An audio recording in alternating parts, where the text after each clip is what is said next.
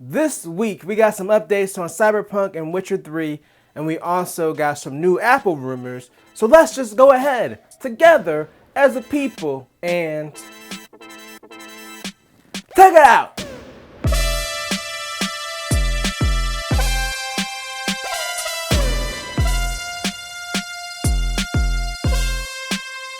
And welcome to another sensational Sunday.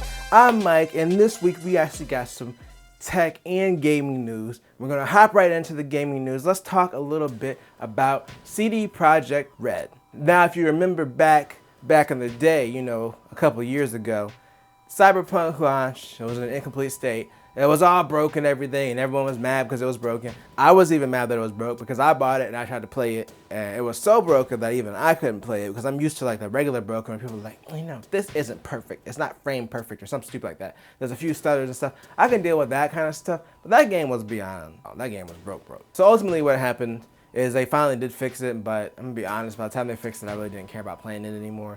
I still have it installed. I might go back to it soon, but it's just, I don't know.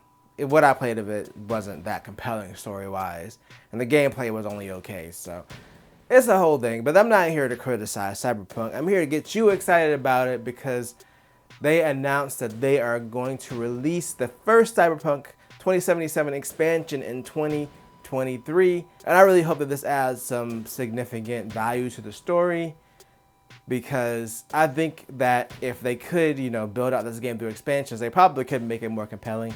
But I think even after all the fixes, like, the story content just seems... I don't want to dog on it too much. Like I said, this is a review of Cyberpunk, and I haven't finished the game. I've only played about 10 hours of it. But as someone who wants to like that game, really give it a chance, I am interested to see what they do DLC-wise with it. There's still no mention of the multiplayer, so we can assume that that's probably canceled at this point, especially since they said the game is pretty much fixed. But yeah, let me know if you're looking forward to Cyberpunk's first expansion. I know one thing that you're probably not going to be looking forward to, and that's The Witcher 3 on Xbox Series X or PS5, because it has been postponed indefinitely.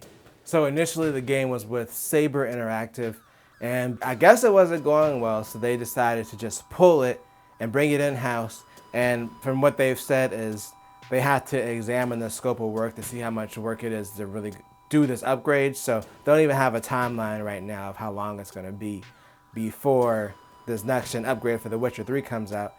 But you know what? The Witcher 3 is still good from what I hear, so it's not like you just can't play the current version of it on a PS5 or an Xbox Series X. I mean, it'd be cool with the enhancements, but considering they are working on a new Witcher game right now, and then the Cyberpunk expansion, I don't know how many resources they want to put behind this, so I wouldn't expect it anytime soon. And that is going to bring our gaming news section to a conclusion. So if you came for that, you can leave, or you can stay for this Apple-y goodness. I hated that. I'm sorry. I don't know. Is that a motorcycle or a lawnmower? So anyway, we got some rumors, some more Bloomberg stuff about Apple. Now, one thing I was surprised about is that at the spring event, we didn't see the M2, especially because the M1, came out in late 2020. But the rumor is they're testing 9 different computers with the M2, which to me, yeah, I mean, that's probably true, or whatever the next processor is called. They're probably already testing it. 9 computers make sense.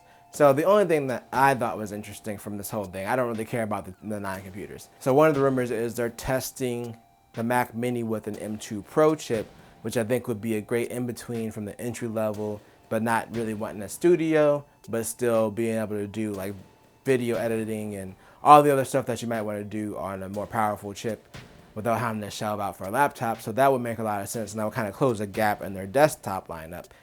And also, the other rumor is they're going to get redesigned. They're going to do the MacBook Air with different colors and stuff. And the other thing I'm still wondering about is, what is this Mac Pro going to look like? Because if everything's being integrated, how are you going to make a computer? Like, it's not really going to be a Mac Pro if you can't upgrade it, right? If you can't slap in your own graphics card or whatever. So, I don't know. I'm interested to see what they do with that. I don't even know what the chip they're putting in the Mac Pro is going to be called, because they got the M1, then they got the Pro, then they got the Max, and then they got the Ultra. So maybe that computer will debut with the M2, and it'll be the M2 Ultra Max X2 X-Men United. That's the only logical thing that I could come up with on the spot like this. I'm sorry. And I'm sorry that this video is coming to a conclusion, but it's gotta end someday. I'll be back on Wednesday to talk about that Scepter monitor that I was supposed to talk about last week, but I did a live stream instead. Check it out. I was just chit-chatting by myself at 5 o'clock in the morning. So go and watch that. Let me know if you're excited for that new Cyberpunk or any of the potential new Mac products like the new MacBook Air. Just let me know in the comments. I'm going away now. But if you enjoyed this video, then make sure to tell a friend, tell a coworker, like, share, and subscribe. Hit the bell notification to get notified when I drop a video or a live stream at 5 o'clock in the morning. And always do at least 2 things at the same time.